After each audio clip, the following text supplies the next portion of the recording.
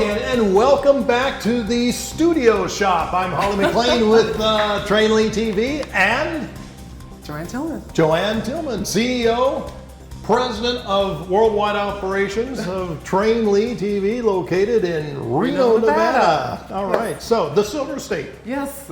Hi, Hawley. Hi. So today we're going to talk about DCC systems.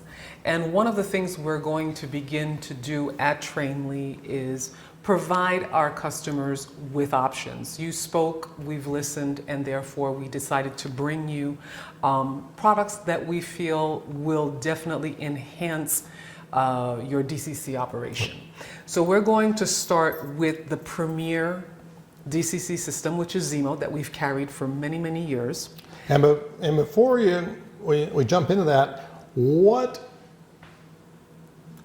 is DCC? DCC is basically being able to use on your phone, if you have an app or what have you, an application where you have lots of functions. It turns on bells, smoke. So it just enhances the play value of your trains, which is basically what it is. And therefore there are various products out there that you can use to achieve that. And they each have their own specialty. So this is why we're showing you what is now available, because these are two new products. This is literally straight spanking new from Germany that arrived about a week ago. And the Roco system that we just started to launch, which we're the first to carry it in the United States. So we're pretty excited that there are definitely options.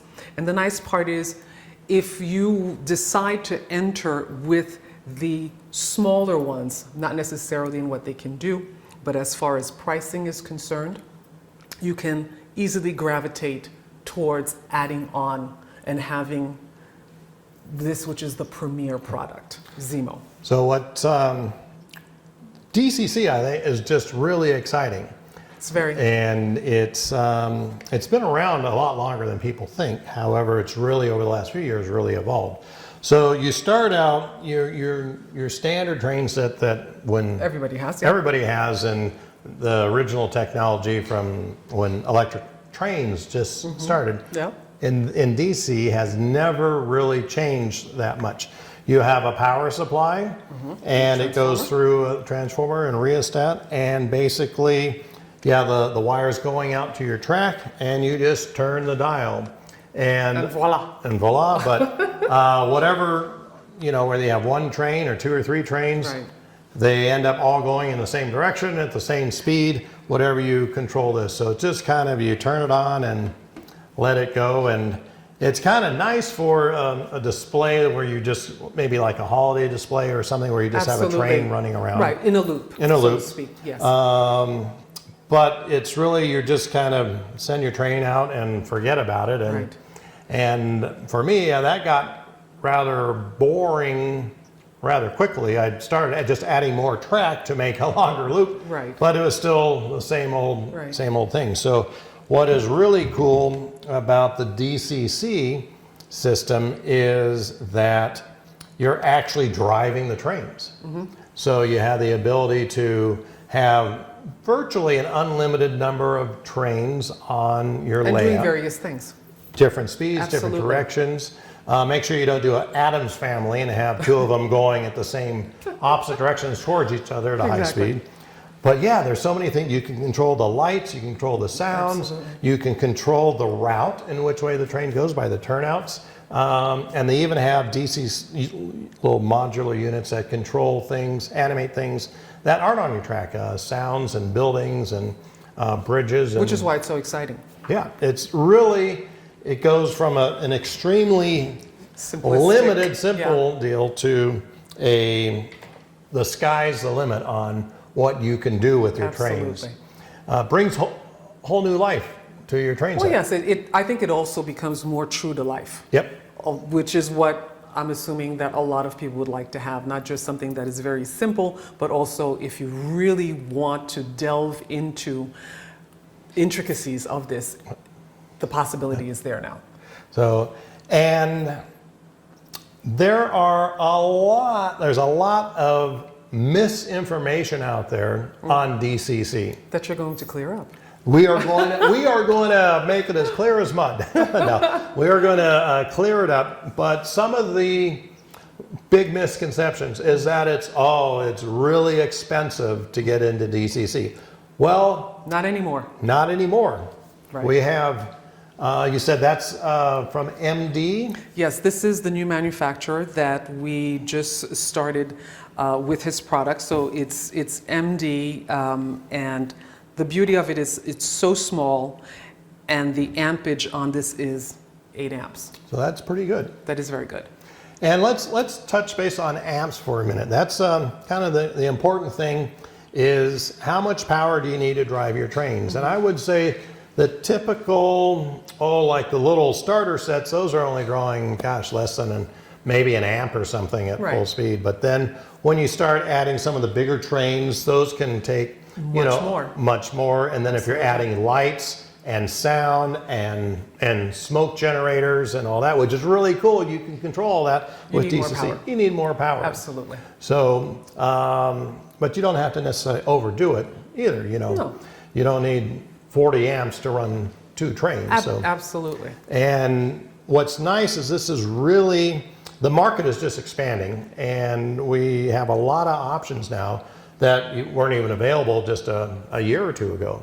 True. So we went, I remember last year we went to Germany and met with some of the manufacturers and kind of lobbied and convinced them to come out with some other variations. They were doing it DCC in smaller scales, and I said, you need to help us with the G scale. And lo and behold, they responded. They did respond. So this technology has been around a long time. And so something like that you can get in for a couple $100. Probably around, let's say, $300 or so. Yeah. And you can spend that much money on just a big transformer. Absolutely. One of these or more. And then you have all the functionality with that. Right, which is what made this so attractive, was that you can get in, you do have power. 8 amps is a nice amount of power, and at the same time, it doesn't break the bank. Yep.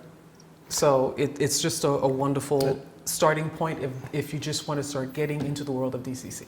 Yeah, it's an excellent way to get started and kind of figure out, and pretty simple to use. Absolutely. And the way you operate it is you just get an app downloaded onto your iPad or your phone, your smartphone, and you can start, you can have all the functionality of it. Right, and what makes this so exciting also is the fact that because you can use it with your phone, because you could use it on your tablet, it's bringing this system that has been around for so long, and now it's come into the new century.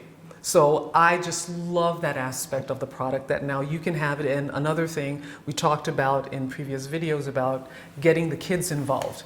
They're very comfortable with this. Yep. So this is definitely an additional draw to have them participate in such a great hobby. So this is truly exciting on every single level for us. So the next step up would be Roco. Yes. And these guys are in Austria, right? Yes. And they're Austrian. They're Austrian. You probably, if you've been in the hobby for a little while, you may not have heard of Roco, but you probably have if you've done any DCC, you probably have one of their decoders in their trains, because they also not only sell directly to the public, but they through stores like us, but they also sell directly to train manufacturers. Right, and they also produce engines and cars for a smaller scale, as well. And so this is kind of another nice kind of entry and above level system that has some pretty good power, 6 amps, and you can get a booster to bring that up to 12 amps. And then the next one up is the Marklin LGB Central Station 3 Plus. That's right. And there are some, I'd say, kind of pros and cons on this one. It's as close as the plug and play as you can get. Absolutely. If you're using LGB. Yes.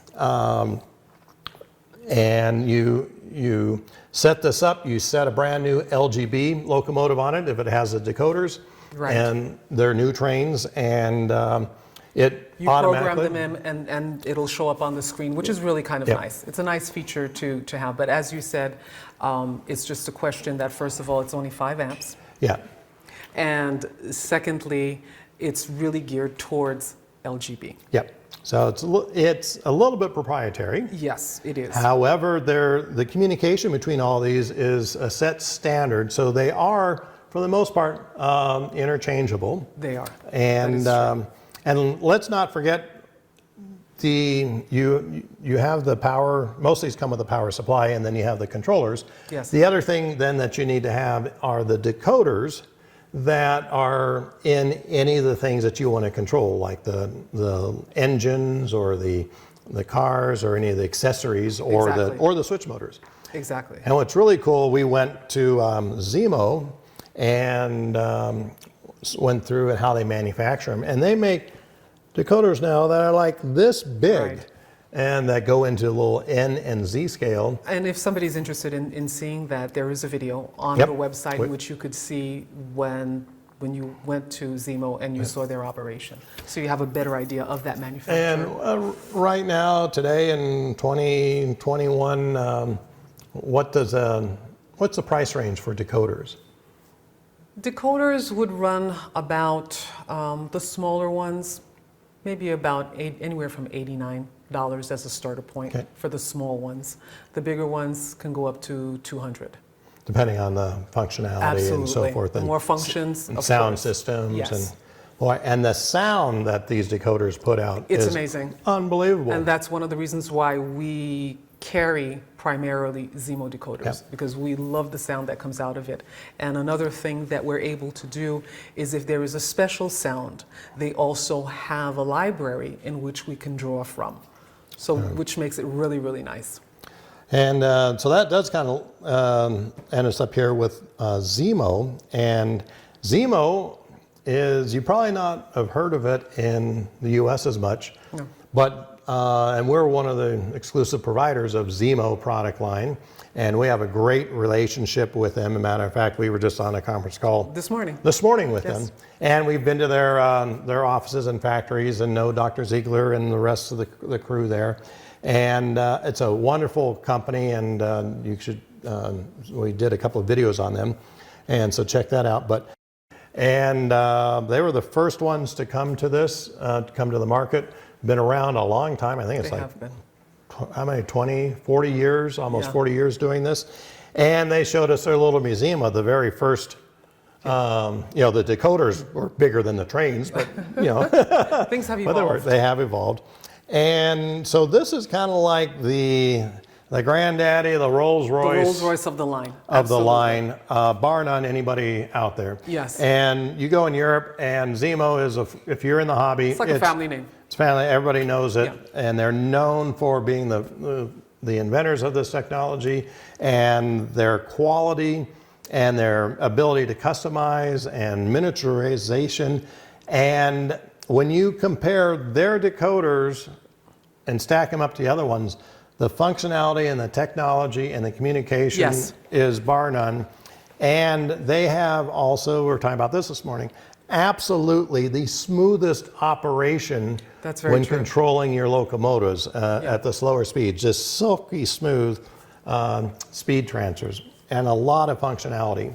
So, and they start out, this here is the MX-10, and then after talking with them, we convinced them we need a little bit more of an entry-level one, or for Right. smaller sets, and so Which they have come out with. and that's the MX-10 EC. That is absolutely correct. And so those are, this one's 12 amps, and this one's 20. Yes. Now, a lot of misconceptions like, this one is not inexpensive, but if you're, What you can do with it is just unlimited. Right. Unbelievable. this one is a few $100s less. This system, you're looking anywhere in the neighborhood of About 2400. 2,400 or so. Right. The EC is less, of A little bit course. less. Yeah. And then this system is in the neighborhood of About $900 to $1,000. 900 to 1,000 Yeah. bucks. This is around 600 to 800, I think. Seven. 700, yeah.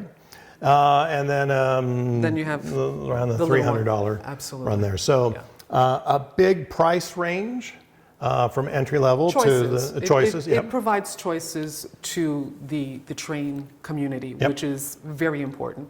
And one of the things that's going to come about, which you and Christine are going to do, is a video basically explaining what it is that you're getting. Yep. Which is, in a way, we're starting to do like product evaluation. Yep. So that as the consumer, we want you to make the very best decision for your layout and know that there is still potential for growth. Yep. So more options, the better it is. And one of the other misconceptions is that it's very complicated. We It's have not. problems. There's a big span on that. Right. This one is super easy. It's almost plug and play. This one is actually pretty easy. But once there you is a understand. learning curve. There is a learning curve For sure. on that. And these two are a little bit more on the easier side. But Yes, definitely. It's just all the functionality and Yes. and flexibility with these systems.